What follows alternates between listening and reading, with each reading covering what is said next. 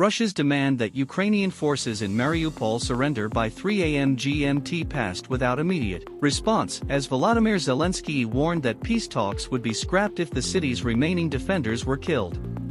As air raid sirens sounded across Ukraine, including in the Kyiv region, early on Sunday, Russia said its troops had cleared most of the besieged city. With only a small contingent of Ukrainian fighters remaining in the giant Azovstal steelworks in the southeastern port, as missiles hit Kyiv and other cities. If it falls, it would be Russia's first seizure of a major city. Ukraine's president said in a video address. The situation in Mariupol remains as severe as possible. Just inhuman.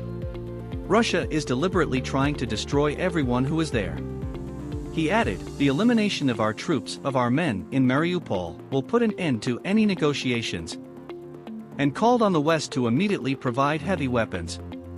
The devastated city has become a symbol of Ukraine's unexpectedly fierce resistance since Russian troops invaded the former Soviet state on February 24.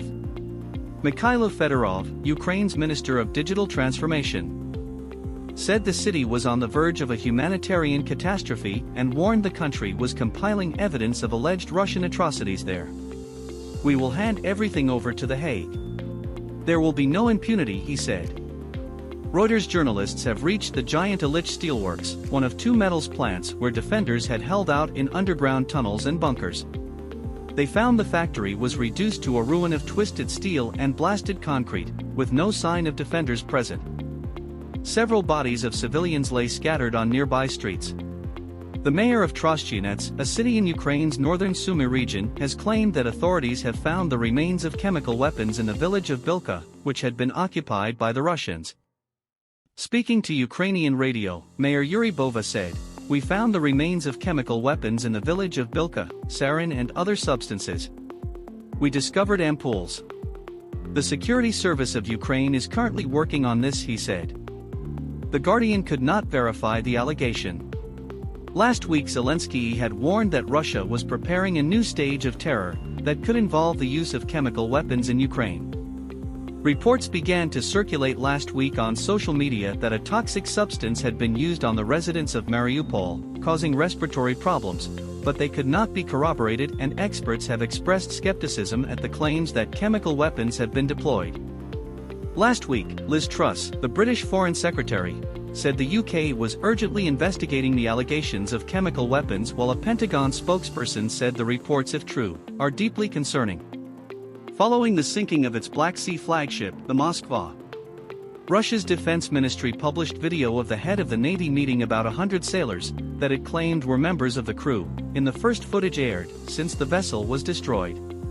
The missile cruiser had about 500 crew. Admiral Nikolai Yevmenov was shown meeting the personnel in the Crimean port city of Sevastopol and saying they would continue to serve in the Navy. It is unclear when the footage was taken. Kyiv and Washington say the vessel, whose sinking has become a symbol of Ukrainian defiance, was hit by Ukrainian missiles. Moscow says it sank after a fire and that all 500 crew were evacuated. Elsewhere, the governor of Kharkiv province in the east said at least one person was killed and 18 injured in a missile strike. Smoke billowed from burning cars and the remains of what appeared to be an office building in the city. In Mykolaiv, close to the southern front, Russia said it had struck a military vehicle repair factory.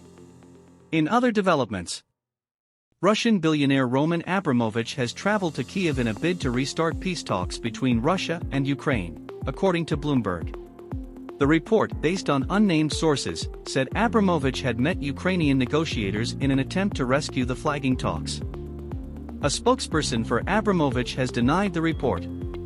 The mayor of Irpin, on the western edge of Kyiv, says more than 70% of buildings in the town have been damaged or destroyed by Russian forces, according to the Kyiv Independent.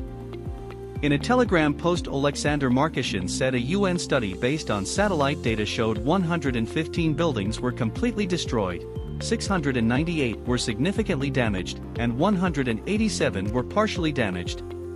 A forthcoming sixth round of EU sanctions on Russia will target oil and banks. In particular, Sberbank, the head of the European Commission, Ursula von der Leyen, has told German newspaper Bild am Sonntag. The EU has so far spared Sberbank because it, along with Gazprombank, is one of the main channels for payments for Russian oil and gas.